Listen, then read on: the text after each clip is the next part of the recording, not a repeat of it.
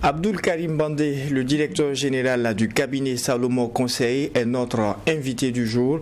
Avec lui, nous parlons aujourd'hui de la thématique du choix de carrière et de l'insertion professionnelle. Bonjour et bienvenue à vous. Merci, bonjour. Alors déjà, pourquoi le choix d'une telle thématique pour nos auditeurs et téléspectateurs, et savoir choisir sa carrière semble être capital aujourd'hui? Merci pour l'opportunité. Il faut dire que nous sommes au lendemain du bac. Et déjà, félicitations à tous ceux qui ont réussi à leurs différents examens, notamment le bac. Et beaucoup de courage à ceux qui sont toujours dans l'attente du second tour et ceux qui ont éventuellement appris à mieux faire, parce qu'on n'échoue pas véritablement. On tire des leçons, on s'améliore et on continue le processus. Alors, c'est vraiment une des périodes cruciales de la vie de l'être humain, parce que va se poser la question du choix de la filière, parce que c'est la filière qui va déterminer par la suite votre carrière. Il y a pas, c'est vrai que le choix d'une filière n'est pas une carrière en tant que telle, mais c'est le point de départ. Et lorsque vous ratez ce choix, et j'ai vu des gens rater ces choix, ça devient très compliqué, parce que on est condamné à travailler. On est condamné à travailler. Et le travail, c'est la seule chose qu'un homme ne peut, un être humain, je veux dire, ne peut pas s'empêcher de faire. Il faut travailler. Vous devez travailler. Et si vous travaillez malheureusement au mauvais endroit, si vous faites quelque chose qui ne vous correspond pas, mais c'est beaucoup de problèmes, c'est beaucoup de dégâts, c'est beaucoup de frustration. Et de nombreux professionnels qui nous suivent vont comprendre de quoi on parle, parce que plusieurs sont dans des carrières qui ne les correspondent pas. Et ça entraîne de l'improductivité, de la frustration et énormément de conséquences. Quand on regarde aussi, il y a souvent une mauvaise perception du travail. Déjà pour beaucoup, le travail est divin. Et pour cette donne-là, on ne peut que se contenter de ce qui nous est offert. Oui et non. Le travail divin, ça c'est un fait, parce que là, si on se réfère à la Bible, par exemple, je crois que c'est vrai aussi dans le Coran, dans Genèse, Dieu dit à l'homme, tu dois travailler et tu dois gagner ton pain à la sueur de ton front. C'est vrai que ça vient après la chute, mais avant la chute même, la question du travail est déjà posée, parce que l'homme devait cultiver, nommer même les animaux. C'était un grand travail, vous imaginez. Tous les animaux de la terre devaient recevoir un nom. Et il est dit en tout cas que Adam, le premier homme, a dû les nommer. Donc c'était un gros travail. Donc travailler, c'est vraiment divin. Et effectivement, lorsque dans la Bible, il est ajouté que tu devras gagner ton pain à la sueur de ton front, travail devient difficile. Vraiment, travailler est difficile. Quand on n'a pas encore travaillé, on ne peut pas comprendre de quoi il s'agit. C'est très difficile. Et du coup, lorsqu'on est en plus dans une carrière qui ne nous correspond pas, dans un environnement qui n'est pas favorable, ça devient encore plus difficile. Et donc, oui, c'est une obligation divine, mais on peut optimiser, minimiser l'inconfort lorsqu'on sait faire le bon choix. Lorsqu'on sait faire le bon choix, mais quand on regarde la période actuelle, on a fini le baccalauréat, dans quelques instants on parlera des concours de la fonction publique. Comment opérer ce choix de carrière pour beaucoup qui déposent 10 concours quand on sait qu'ils n'ont pas vocation au niveau de leur carrière à aller sur 10 emplois? Qu'est-ce qu'on fait de cette donne aussi? Vous savez, il y a des choses qu'on ne peut comprendre malheureusement. Quand on est dans le besoin, on estime qu'il faut attraper la première branche qui vient. Pourtant, c'est l'un des plus mauvais choix. Parce que le tout n'est pas d'avoir un travail, le tout n'est même pas de gagner de l'argent. Et je le dis dans mon livre, le véritable but de la vie, c'est d'être heureux. Et être heureux, c'est vraiment prendre le temps de se connaître et faire une chose qui va nous plaire. Mais lorsqu'on est dans l'urgence, on n'entend pas. Et donc, beaucoup de ces choix sont des choix qui sont faits dans l'urgence. Il me faut absolument un travail. Donc, je prends le premier travail qui vient. Mais après, il faut vivre. Après, il faut vivre. Et vous avez combien d'années à faire toute votre vie? La retraite, c'est autour de 65 ans. Donc, si vous avez, je crois que l'âge limite pour les concours, c'est 34 ans. Si vous avez un concours plus tard, 34 ans, il vous reste encore 30 ans de carrière. Donc, pendant 30 ans, vous imaginez, vous allez passer votre vie à faire une chose que vous n'aimez pas, à aller à un endroit que vous n'aimez pas. Mais c'est compliqué, le tout n'est pas de l'argent. Et vous voyez, plusieurs deviennent très improductifs et très frustrés. Ils vont passer le temps à se plaindre. En fait, ce n'est pas l'entreprise le problème. Vous n'êtes pas au bon endroit. Et si vous n'êtes pas au bon endroit, ça ne marchera pas. Maintenant, après, est-ce qu'on a une solution? Nous sommes aussi dans un pays, malheureusement, les options sont limitées. Et ce que j'ai envie de dire à quelqu'un qui est dans le cas, qui se sent, en tout cas dans l'urgence, de faire plusieurs concours, parce que le plus important pour lui, là, maintenant, c'est d'avoir un job. Même si vous faites ce concours que vous l'avez, n'arrêtez pas de chercher ce qui vous correspond. Parce que vous pouvez vous réorienter. Effectivement, moi je connais quelqu'un qui est un joli modèle dans ce sens, qui voulait être pilote, il voulait être absolument pilote. Mais c'était compliqué d'aller directement au métier de pilote. Mais il a tout fait, il est devenu pompier à la SECNA. Et c'est de pompier à la secteur, il s'est rapproché de ses avions. Et à force, il a commencé à se former de manière à distance. Aujourd'hui, il est pilote. Il a dû passer par un levier. Donc oui, je peux faire un concours qui ne me correspond pas à la voie, mais je dois chercher à savoir je suis fait pourquoi et investir du temps et de l'énergie pour aller vers ça. Oui, parce que ça peut être un tremplin. Qu'est-ce qui justifie généralement la mauvaise option en termes de choix de carrière? Comment est-ce qu'on arrive à se tromper quand il est question de se trouver une carrière? Moi, je pense que déjà le premier problème, c'est déjà la compréhension du travail qu'on a un peu cadré. Parce que la plupart des gens résument le travail au fait de gagner de l'argent. Non, le travail, c'est vraiment le fait d'être utile. Et il existe un travail que vous correspond. Vous êtes né pour quelque chose. C'est pour ça que vous avez la taille que vous avez, les aptitudes que vous avez. Tout le monde n'a pas les mêmes aisances. Tout le monde n'a pas les mêmes compétences. Et donc, c'est ça qu'il faut découvrir. Vraiment, travailler d'abord, c'est une découverte de soi. Et même quelqu'un l'a dit, dans la vie, on n'est pas en concurrence avec les autres, on est en concurrence avec soi-même. Il faut se connaître soi-même. Le premier travail à faire, c'est de se découvrir qui je suis, quelles sont mes habilités. Et c'est ce qui va me donner de plus en plus percevoir là où je devrais être pour travailler. Donc, travailler, c'est vraiment pas une question de gagner de l'argent. C'est une question d'utilité. C'est vrai qu'à un niveau donné de professionnalisme, l'argent commence à venir naturellement. Mais c'est vraiment une question d'utilité. Donc, la question que je devais me poser, c'est dans quoi je serai le plus utile? Dans quoi je serai la meilleure réponse? Lorsqu'une entreprise vous recrute, ou quand on fait un concours, on veut les meilleurs, on ne veut pas tout le monde, on veut les meilleurs. Les meilleurs, c'est qui? C'est la meilleure réponse au problème qu'on veut que vous résolviez. Parce que travailler, c'est résoudre un problème. D'accord? Maintenant, la perception du travail brouille, mais aussi les motivations au travail. Et un des gros problèmes, il y en a 6, c'est une étude, ce que je partage ici, qui a été faite aux États-Unis, qui a porté sur 1600 métiers, où il se posait la question de savoir qu'est-ce qui faisait que les personnes réussissaient dans ces métiers. De chauffeur à pompier, mécanicien, comptable, banquier, tout ce que vous pouvez imaginer, 1600 métiers. Et ils se sont rendus compte que la plupart des gens qui avaient fait des mauvais choix l'avaient fait pour 6 raisons. La première des raisons, c'était le matérialisme, notamment la recherche de l'argent. La raison majeure, on se dit dans telle filière, il y a l'argent. Ah, si je fais mine, il y a l'argent dans les mines. Si je fais banque, il y a l'argent dans les banques. Oui, on est motivé dans un premier temps par la recherche de l'argent. Mais c'est une erreur.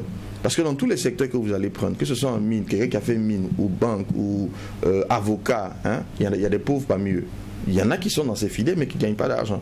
Il y a des avocats qui ont démissionné.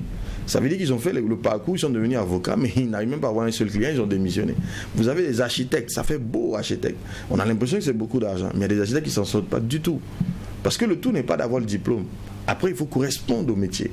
Donc, la première des erreurs, c'est de penser qu'il y a des filières qui vont me garantir de l'argent. Ça n'existe pas.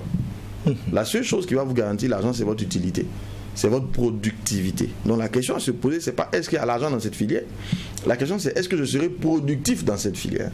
C'est la question de départ. Donc le premier point, c'est le matérialisme. Un des problèmes qui survient au moment de choisir les carrières, c'est l'orgueil. Vous voyez, il y a des filières, ça fait ronflant de dire que je fais, je sais pas moi, médecine, je suis en architecture. Vous voyez, ça fait, les jeunes aiment des filières comme ça. Ils disent non, lui veut un truc rare, un truc qui fait tendance, qui va le distinguer des autres. Mais oui, c'est bien, mais après, est-ce que tu seras utile là-dedans? L'orgueil n'est pas un bon critère. Vous allez voir que les premiers dans les filières en général, quand on va prendre en terminale D, le premier des classes aura tendance à dire qu'il veut faire médecine. C'est une tendance et ça commence à baisser maintenant. Sans se demander qu'est-ce que ça implique que de faire médecine. Il ne sait pas. Mais ça fait beau de faire médecine. Donc je vais aller faire médecine. Ça fait genre important. Alors que non, ça peut ne pas du tout te correspondre. Donc l'orgueil ne doit pas être le critère. Les parents. Beaucoup de parents veulent vivre leur vie à travers leurs enfants. Ils sont fiers de dire, mon fils fait telle filière, mais ils ne se posent pas la question de savoir est-ce que c'est ce que l'enfant devrait faire. Donc j'insiste pour dire la question à se poser, c'est est-ce que c'est la chose qui me correspond. Donc le choix des parents est une vraie erreur de carrière également qui peut s'imposer. Il y a aussi le choix des facilités. Vous avez des gens qui fuient des maths par exemple, ils fuient des domaines. Donc je l'ai fait moi-même d'ailleurs. Je détestais la comptabilité. Et alors que moi j'avais l'option de faire par exemple entre marketing, gestion commerciale, marketing management et marketing gestion commerciale. Ou gestion commerciale à l'époque. Alors qu'en gestion commerciale, il y avait beaucoup de comptabilité, d'analyse financière et tout ça. Et franchement, ça me donnait des migraines. Alors qu'en marketing, j'étais tellement à l'aise parce qu'il n'y avait pas tous ces trucs-là. Du coup, j'ai changé. J'ai fait la première année en gestion commerciale, la deuxième année, je suis allé en marketing. J'avais le choix de le faire, mais je regrette aujourd'hui. Parce que l'essentiel de mon job aujourd'hui, c'est d'analyser des bilans, c'est de prendre des décisions financières. Et c'est devenu plus difficile pour moi. Parce que je les négligeais au départ. Et beaucoup vont tomber dans ces pièges-là. De fuir les maths, de fuir de la compta, de fuir certains domaines. Donc, ce n'est pas la solution. Si le domaine vous correspond, payez le prix pour apprendre. Parce que le tout n'est pas d'avoir le diplôme. Après, vous allez devoir utiliser ces connaissances pour résoudre des problèmes. Et c'est votre capacité à résoudre ces problèmes qui vont vous donner de l'argent. Ça va être la conséquence, mais pas le but. Au-delà de la démotivation, quelles peuvent être les conséquences lorsqu'on se trompe dans le choix de sa carrière? Mais c'est énorme. Regardez le nombre de parents. Oui, travailler est dur. Travailler est très dur. Et on passe plus de temps au travail qu'en famille. Regardez un professionnel. Moi, j'aime dire aux jeunes souvent, quand vous regardez vos parents, depuis que vous êtes nés, vous les avez déjà vus à la maison lundi, mardi, mercredi. Le gars, toute la semaine, il se lève très tôt. Déjà à 7h30, au plus grand à 8h, il a quitté sa maison. Il ne rentre que le soir. Toute sa vie, il va dans un endroit. Mais imaginez-vous en train d'aller toute votre vie pratiquement pendant 30 ans dans un endroit que vous n'aimez pas, à faire une chose que vous n'aimez pas. C'est dangereux. Et plusieurs personnes rentrent chez eux frustrées. Regardez tous les soirs quand ils rentrent chez eux. Ils ne veulent même pas qu'on leur dise bonsoir. Les enfants sont obligés de fuir. Parce que le mec, il rentre, il a subi l'humiliation, la frustration, le rejet. Il a détesté sa journée et il doit rentrer chez lui, passer du temps avec sa famille. C'est impossible. Donc les familles vont prendre un coup. C'est beaucoup de stress pour toute la famille. Ça crée... C'est pour ça qu'il reste dans un bar quand il descend du bureau, il rentre pas chez lui. Il a besoin de sortir son stress. Et la solution la plus évidente qu'il a à sa portée, c'est d'aller dans un maquis et puis rentrer vers 1h du matin. Mais quelle vie vous allez m'aider comme ça, tout le soir aller devoir avaler suffisamment de verre pour espérer dormir. Et j'ai connu ça aussi. Parce que justement, trop de stress en entreprise, il y en a tellement du stress. Donc ça va être du stress pour soi, pour sa famille. Sur sa santé, ça va jouer. Ça va jouer. Je pense pas qu'il faut se permettre de vivre une vie malheureuse. Elle est courte, la vie. Et le travail doit être un moment dans lequel on profite de la vie. Parce que lorsqu'on fait une chose qu'on aime, on profite de la vie. C'est vrai, on ne peut pas aimer toutes les semaines, tous les jours, toutes les heures, mais il faut prendre du plaisir à aller travailler. Sinon, c'est dangereux. En tout cas, moi, je ne veux pas avoir un collaborateur qui n'est pas heureux d'être là. C'est pas possible. Ça ne me convient pas du tout. Voilà, il doit être heureux de venir travailler. Et quand il est heureux, il est productif. Mais quand il n'est pas heureux, mais vous allez avoir que des plaintes, que des murmures, ça ne marche pas. Est-ce à dire que la plupart des conflits que l'on a au niveau du travail se justifient par justement cette mauvaise option de choix de carrière? Ce n'est pas le seul levier, mais c'est l'un des leviers. C'est un levier d'improductivité. Vous allez voir un gros diplômé, mais qu'on ne peut même pas utiliser. Parce que bien souvent, il n'a pas appris. Pourquoi il n'a pas appris? Il n'aimait pas ce qu'il faisait. Je vous assure qu'on est tous nés pour quelque chose. Vous voyez des gens qui n'ont pas étudié un domaine. Vous avez plein de journalistes qui ont fait du droit. Mais ce sont de très bons journalistes. Au même moment, vous voyez un journaliste qui a fait toute sa carrière de journaliste, mais il est médiocre. Ça veut dire qu'il n'était pas fait pour faire du journalisme. Mais celui qui a fait du droit, là, qui a le truc naturel pour faire du journalisme, tu vois, lui, il s'est trompé. Mais Dieu merci, il a pu rattraper. Mais il y en a plein comme ça dans tous les secteurs. Des gens qui sont dans des métiers pour lesquels ils n'ont pas étudié. Mais ils ont compris plus tard que voici les métiers qui leur correspondaient. S'ils avaient étudié dans ces métiers, vous imaginez ce qu'ils auraient fait? Ils allaient exploser. Bon, et c'est ça, cette recherche-là qu'il faut faire. Comment faire matcher ce que je suis avec le choix de filière que je fais? C'est ça tout le job. J'ai failli avoir l'impression que vous parlez de ma propre situation. Ah bon? Mais quand on en arrive à pouvoir choisir un métier que l'on visait, un métier pour lequel on souhaitait faire une carrière, et après on a vite envie de changer d'autres métiers. Est-ce que cela arrive? Oui, mais souvent c'est... la première option c'est de voir est-ce que le métier nous correspondait ou pas.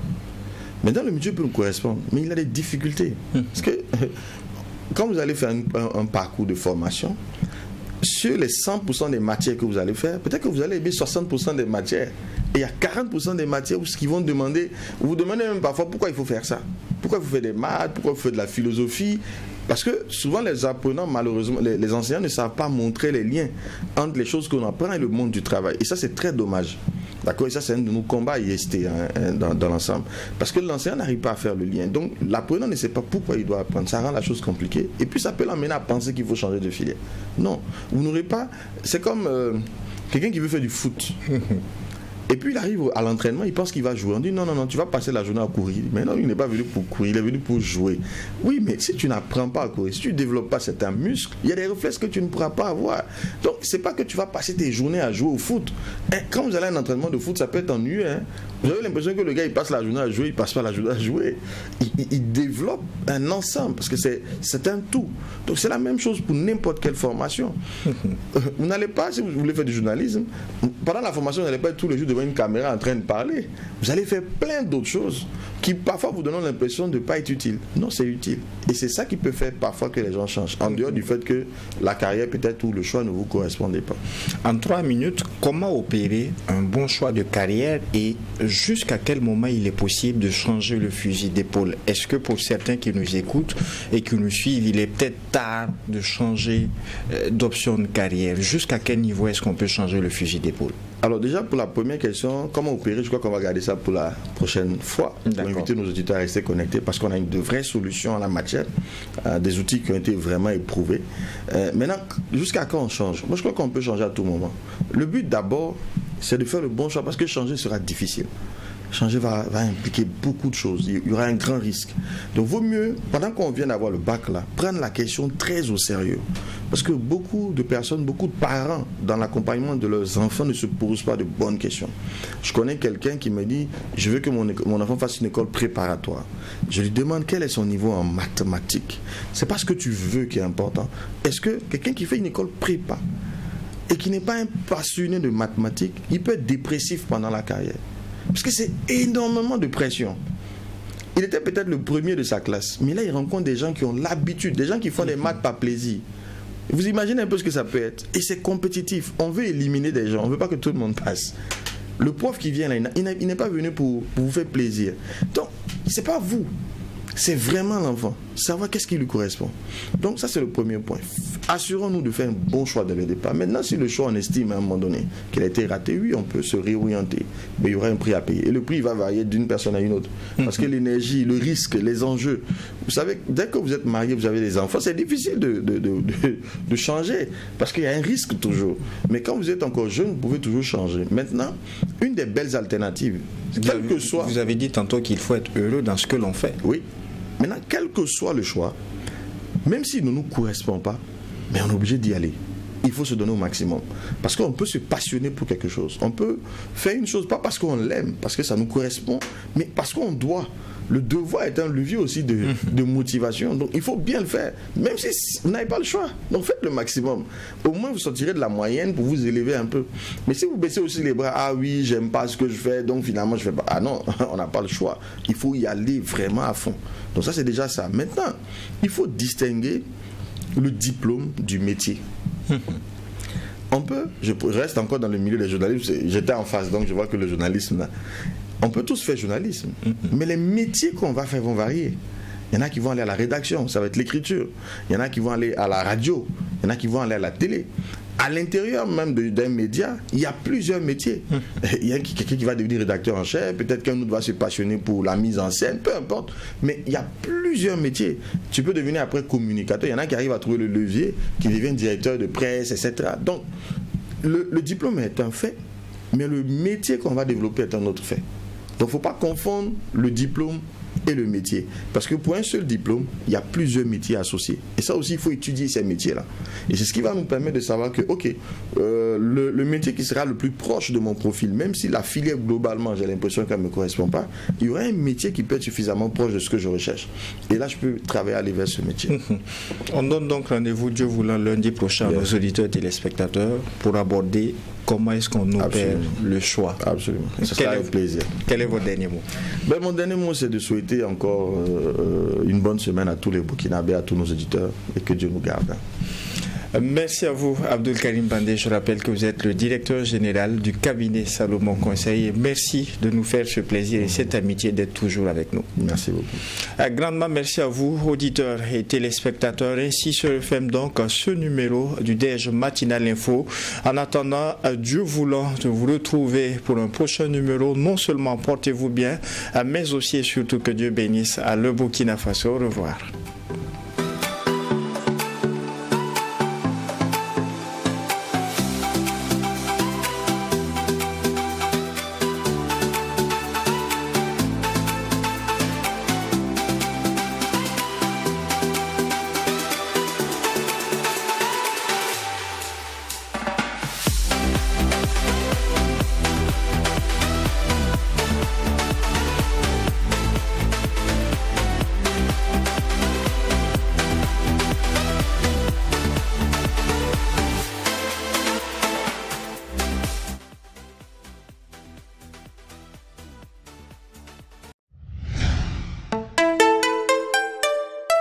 Free TV, la télé interactive.